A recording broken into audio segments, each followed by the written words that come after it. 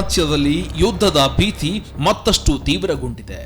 ಒಂದು ಕಡೆ Donald Trump ನೇತೃತ್ವದ ಅಮೆರಿಕ ಮಾತುಕತೆಗಳ ಮೂಲಕ ಯುದ್ಧ ನಿಲ್ಲಿಸಲು ಪ್ರಯತ್ನ ಪಡ್ತಾ ಇದ್ರೆ, ಮತ್ತೊಂದು ಕಡೆ ಇರಾನ್ ಸರಣಿ ದಾಳಿಗಳನ್ನು ಮುಂದುವರೆಸಿದೆ.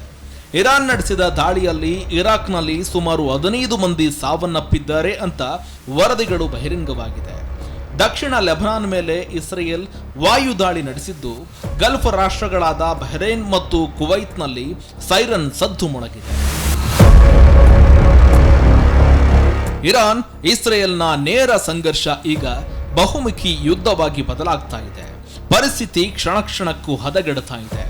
ಟ್ರಂಪ್ ಮಾತುಕತೆಗಳ ಮೂಲಕ ವಿರಾಮ ನೀಡಲು ಸೂಚನೆ ನೀಡಿದ್ರೂ ಕೂಡ ಇರಾನ್ ಅದನ್ನ ಸಂಪೂರ್ಣವಾಗಿ ತಳ್ಳಿ ಹಾಕಿದೆ. ಯಾವುದೇ ಮಾತುಕತೆಗಳು ನಡೆದಿಲ್ಲ ಅಂತ ಇರಾನ್ ಸ್ಪಷ್ಟಪಡಿಸಿದೆ ಕೂಡ. ಈ ನಡುವೆ ಪಾಕಿಸ್ತಾನ, ಟರ್ಕಿ ಮತ್ತು ಈಜಿಪ್ಟ್ ದೇಶಗಳು ಅಮೆರಿಕ ಇರಾನ್ ನಡುವೆ ಸಂದೇಶ ರವಾನಿಸುತ್ತಿದೆ ಅಂತ ವರದಿಗಳು ಜಾಗತಿಕ ರಾಜಕೀಯ ವಲಯದಲ್ಲಿ ಹೊಸ ತಿರುವನ್ನು ಪಡೆದುಕೊಂಡಿದೆ.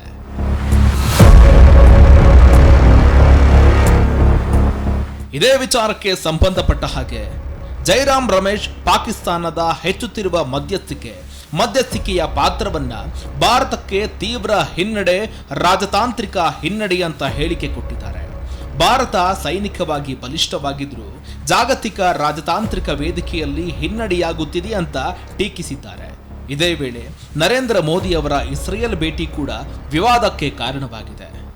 ಸೌದಿ ಅರೇಬಿಯಾ, ಕುವೈತ್ ಮತ್ತು ಬಹ್ರೇನ್ ದೇಶದಲ್ಲಿ ಡ್ರೋನ್ ಹಾವಳಿ ಹೆಚ್ಚಾಗಿ ರಕ್ಷಣಾ ವ್ಯವಸ್ಥೆಗಳು ಸಕ್ರಿಯಗೊಂಡಿದೆ. ಯುದ್ಧದ ಕಿಚ್ಚು ಈಗ ಸಂಪೂರ್ಣ ಗಲ್ಫ್ ಪ್ರದೇಶಕ್ಕೆ ವ್ಯಾಪಿಸಿರುವ ಭೀತಿ ಎದುರಾಗಿದೆ. ಇದೇ ವೇಳೆ ಸ್ಟ್ರೈಟ್ ಆಫ್ ಹಾರ್ಮೋಜ್ ನದಿ ಮೂಲಕ ತೈಲ ಸಾಗಾಣಿಕೆಗೆ ಅಡ್ಡಿಯಾಗುವ ಸಾಧ್ಯತೆ ಇದ್ದು, ಜಾಗತಿಕ ತೈಲ ಮಾರುಕಟ್ಟೆಯಲ್ಲಿ ಭಾರಿ ಏರಿಳಿತ ಆಗುವ ಸಾಧ್ಯತೆ ಕೂಡ ದಟ್ಟವಾಗಿದೆ. ಹೀಗಾಗಿ ಭಾರತ ಕೂಡ ತುರ್ತು ಸಭೆಯನ್ನ ಕರೆದಿದೆ ಕೂಡ. ಒಟ್ನಲ್ಲಿ ಒಂದೆಡೆ ಶಾಂತಿಯುತ ಮಾತುಕತೆಗಳು ಕೇಳಿ ಬರ್ತಾ ಇದ್ರೆ, ಮತ್ತೊಂದು ಕಡೆ ರಣರಂಗದಲ್ಲಿ ಗುಂಡಿನ ಸದ್ದು ನಿಲ್ತಾ ಇಲ್ಲ. ಮಧ್ಯಪ್ರಾಚ್ಯದ ಈ ಸಂಘರ್ಷ ಮುಂದಿನ ದಿನಗಳಲ್ಲಿ ಜಾಗತಿಕ ರಾಜಕೀಯ ಹಾಗೂ ಆರ್ಥಿಕತೆಯ ಮೇಲೆ ಗಂಭೀರ ಪರಿಣಾಮ ಬೀರುವುದಂತೂ ಸತ್ಯವೇ ಸರಿ.